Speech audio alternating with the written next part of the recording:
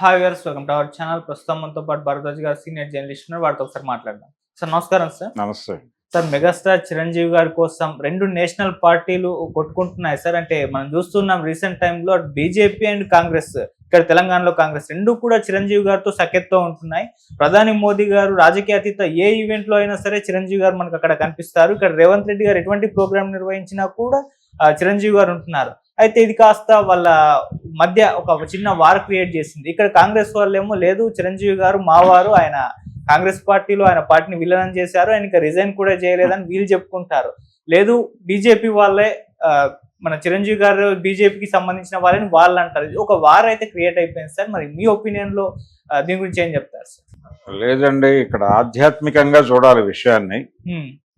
ఆధ్యాత్మికంగా చూడాలి అంటే ఈ పార్టీలన్నీ కనిపించటానికి మాత్రమే పేర్లు వేరుగా రూపాలు వేరుగా కనిపిస్తాయి, కానీ వీటన్నిటి అంతఃసారం ఒకటే అనేటువంటి ఒక ఆధ్యాత్మిక సత్యాన్ని బాగా తెలిసిన వ్యక్తి చిరంజీవి గారు. అందుకని ఆయన అందరితోనూ ఉంటాడు.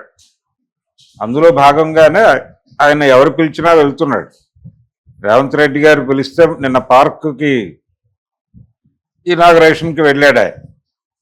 అక్కడ షూటింగ్ చేస్తాను, స్టెప్పులు వేస్తాను, పాటలు పాడతాను అని కూడా చెప్పాడు. అలాగే ఆయన ముఖ్యమంత్రి గారిని ఏ లెవెల్లో పొగడాలో ఆ లెవెల్లో పొగిడేశాడు. అయిపోయింది ఆ వేదిక వరకు. ఆ అభిప్రాయాలు, ఆ పొగడ్తలు ఆ వేదికకే పరిమితం అనేది ప్రపంచం అర్థం చేసుకోవాలి.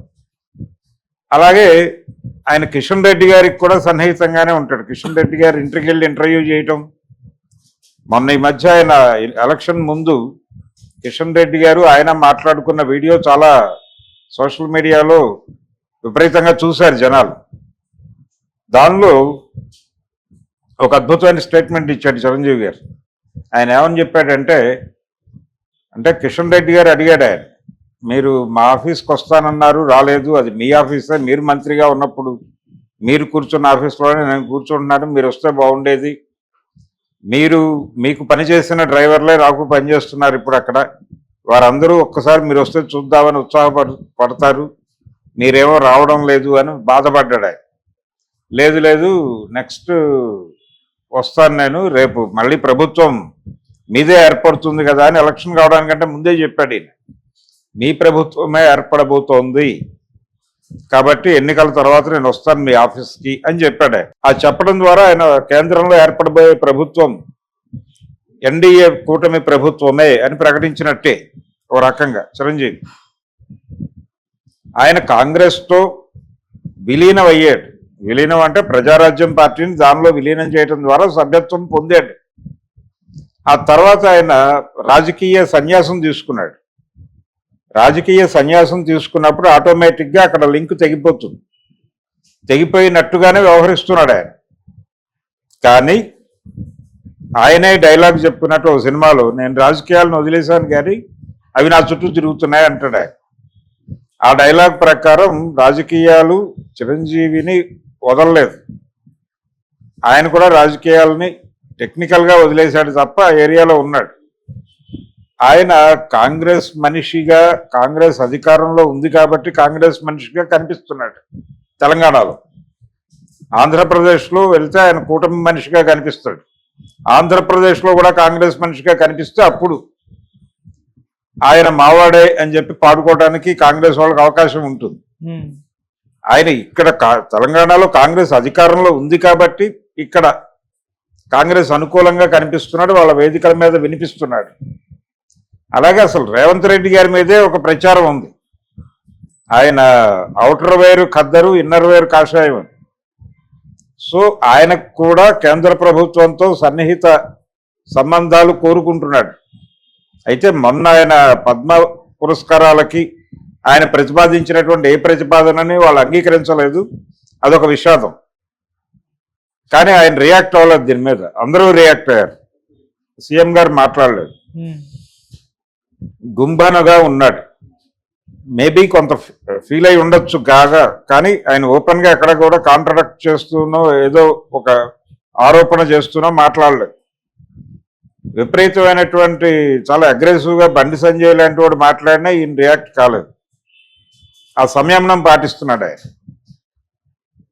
కాబట్టి కేంద్రంతో ఇప్పుడు ఎన్డీఏతో చంద్రబాబు గారితో మంచి రిలేషన్సే ఉన్నాయి రేవంత్ రెడ్డి గారికి. ఆయనకి సెంట్రల్ గవర్నమెంట్తో ఉన్నటువంటి గుడ్ రిలేషన్స్కి లింకుల్లో చంద్రబాబు లింక్ కూడా ఉంది. అలాగే తన బ్రాటప్, తను ఎక్కడి నుంచి పుట్టాడు, ఏబీవీపీ నుంచి పుట్టి పెరిగాడు ఆయన. సో రూట్స్లోనూ ఆయనకి కాషాయం ఉంది.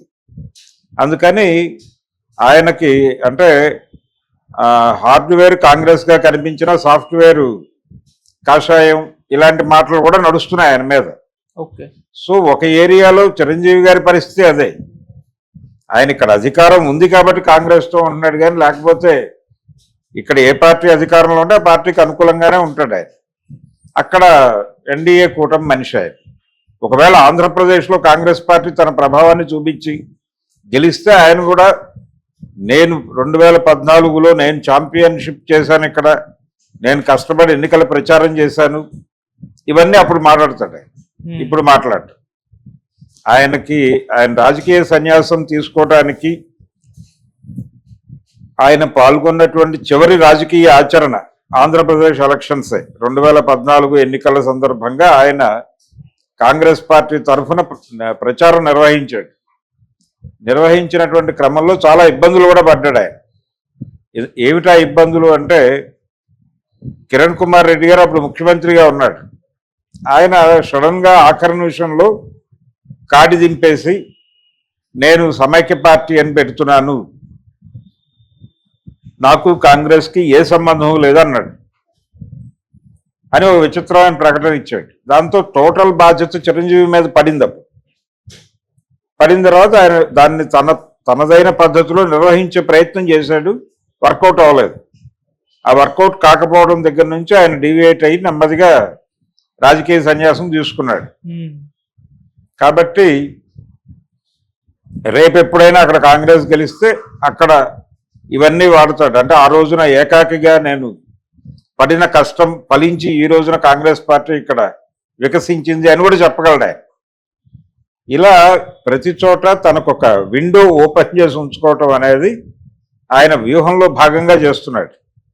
అంతే తప్ప ఎవరితోనూ ఆయన వీళ్ళవాడే అని అనిపించడు. భగవంతుడు కూడా అంతే. ప్రతి భక్తుడికి తనవాడిగా కనిపిస్తాడు, కానీ భక్తుడు భక్తుడే, భగవంతుడు భగవంతుడే. అలా చిరంజీవి గారు కూడా కాంగ్రెస్ వారికి కాంగ్రెస్ వాడిగాను, బీజేపీ వారికి బీజేపీ వాడుగాను, కమ్యూనిస్టులకి కమ్యూనిస్టుగాను కనిపిస్తాడు అంతే. అంతే తప్ప ఆయన కమ్యూనిస్టు కాదు, కాంగ్రెస్ కాదు, బీజేపీ కాదు. ఇలా ఆధ్యాత్మికంగా అర్థం చేసుకోవాల్సినటువంటి వ్యవహారం ఉంది దీనిలో. అక్కడ పవర్ ఉంటే ఆయన ఉంటాడు, పవర్ లేకపోతే ఆయన ఉండడు, అంతర్ధానం అవుతాడు. ఇలా ఆయన ఒక గేమ్ నడుపుతున్నాడు. ఆయన ఏదో గవర్నర్ అయిపోతాడు, లేకపోతే ఇంకేదో అయిపోతాడు, ఆయనకు రాజ్యసభ ఆఫర్ ఉంది, ఇలాంటి రకరకాల చర్చలు జరుగుతున్నాయి. కానీ ఆ ఏరియాలో కూడా ఆయన ఏ రకమైనటువంటి పదవులు తీసుకుంటాడని నేనైతే అనుకోవడం లేదు. ఆయన కాన్షియస్గానే తన కెరియర్ మీదే ఫోకస్, ఇతర డీవియేషన్స్ ఏమి పెట్టుకోదలుచుకోలేదు. ఆయన అందరితోనూ గుడ్ రిలేషన్స్తో ఉంటూ తను ఏ ఇబ్బంది లేకుండా కథ నడిపించడానికి కావాల్సిన వాతావరణం క్రియేట్ చేసుకోవటం అనేది ఆయన ప్రధానమైనటువంటి కార్యక్రమం. అందులో భాగంగానే